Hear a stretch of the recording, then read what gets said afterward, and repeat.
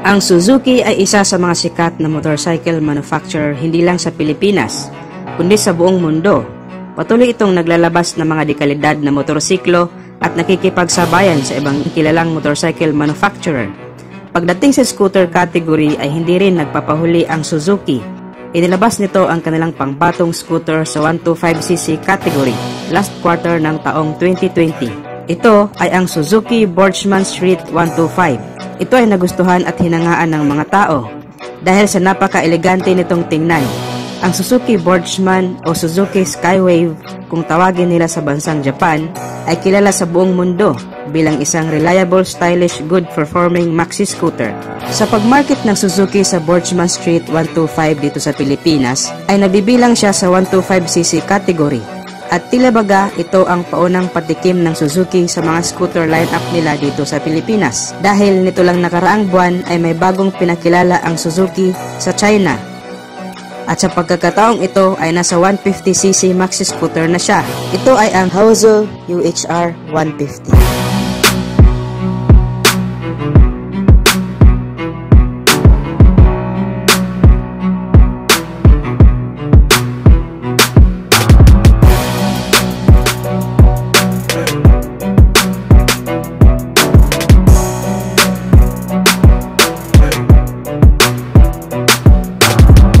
Talakayin natin kung anong meron sa bagong scooter na to. Ito na kaya ang magiging Suzuki Boardman Street 150? Bago ang lahat, ay baka pwede namang makahingi ng likes. Pindutin na rin ang subscribe at bell icon para lagi tayong updated sa motorcycle news and reviews. Paki-follow na rin ang ating Facebook fan page. Suportahan po natin ang kapwa Pinoy YouTuber. Maraming salamat po. Pinakilala na nga ng Suzuki ang kanilang bagong scooter sa bansang China na may official name na Haozu UHR 150. Ang Haozu at Suzuki Motorcycle Manufacturer ay kilala bilang isang alay o magkasosyong kumpanya at madami na silang nagawang motor sa nakalipas na taon. Sa unang labas ng unit ay branded pa ito bilang Haozu, kagaya halimbawa ng Haozu NK 150 na naging Suzuki DR 150 at sa iba pa nilang unit. Lahat ng motorcycle expert, media at analyst ay sumasang-ayon na ito na ang magiging Boardman Street 150.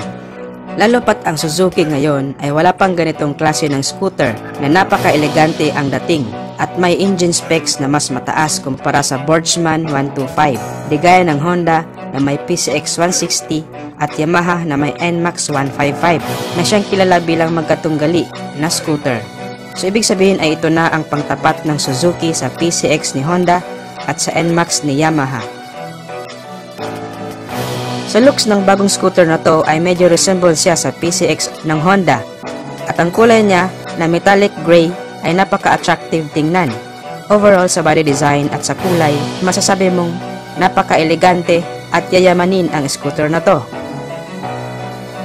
Sa engine naman ay meron siyang 150cc engine displacement, liquid-cooled, 4-stroke, 4-valve, single-cylinder engine.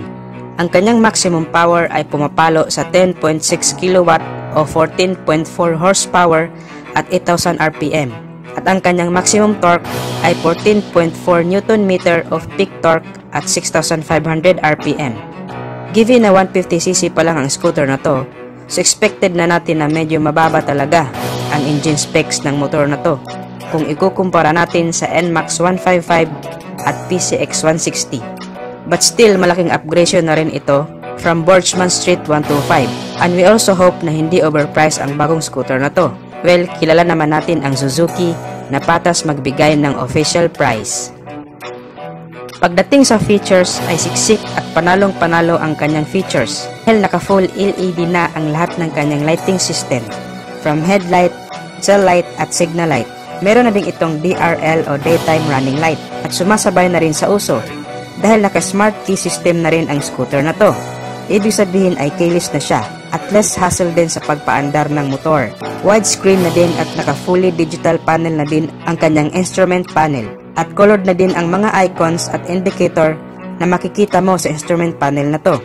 Very elegant talagang tingnan. Very visible sa umaga, lalo na sa gabi. Aside sa pangunahing impormasyon na makikita mo sa kanyang screen, like speedometer, odometer, fuel at iba pa, ay meron na rin daw itong tire pressure monitoring indicator na magpapaalala sa'yo kung kulang o sobra ba ang hangin ng iyong gulong. Meron na ang ganitong feature sa iilang scooter na bagong labas ngayon like Dayang ADV 150. At kagaya sa Honda at Yamaha, meron na din itong feature na idling stop. Yung feature na kusang namamatay ang makina ilang segundo lang habang nakahinto ang motor at kusa na din itong aandar kapag ipihit na ang silinyador. Ang ganitong klase ng feature ay makakatipid sa pagkonsumo ng gasolina. Ang sukat naman ng kanyang gulong sa harap ay 110 by 80 at sa likod naman ay 130 by 70 at parehong size 14 ang sukat ng kanyang mags. Tubeless na rin pareho.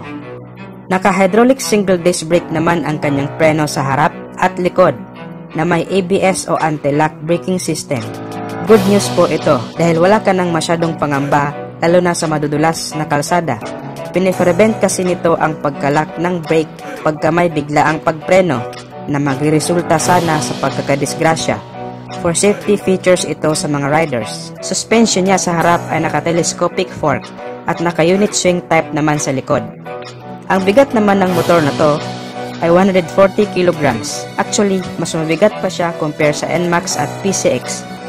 Ibig sabihin ay mas stable siya sa kalsada. Set height naman ay 760 mm. Mas mababa siya ng kaunti kay PCX at NMAX.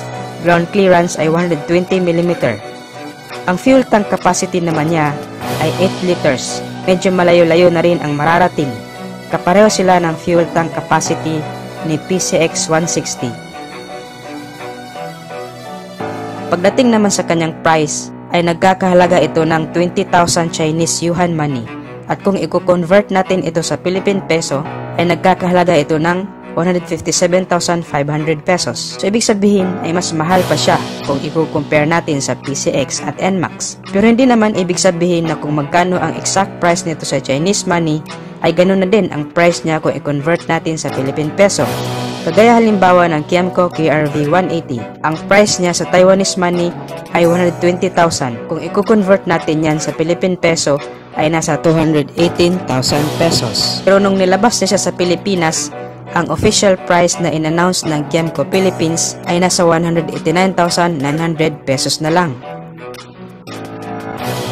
So kung sakali man na dumating ito sa Pilipinas at kung ang presyo nito ay ka-level o mababa lang ng kaunti compare kay NMAX 155 at PCX 160, ay sigurado ako na papatok ito sa masa dahil napakaganda ng looks at features ng scooter na to at subok na din ang kanyang kalidad. So antabayan na nating ilabas ang scooter na to ng Suzuki at Haozu. So make sure na nakasubscribe kayo sa ating YouTube channel para sa latest update ng motor na to. Mag-iwan na rin ng likes bilang suporta sa ating video. Feel free na rin na mag-comment kung ano ang masasabi nyo sa scooter na to. Shoutout nga pala kay Aurora Vlogger, Haris TV at Bunso Channel. So dito ko natatapusin ang video natin mga ka-Wizard Moto.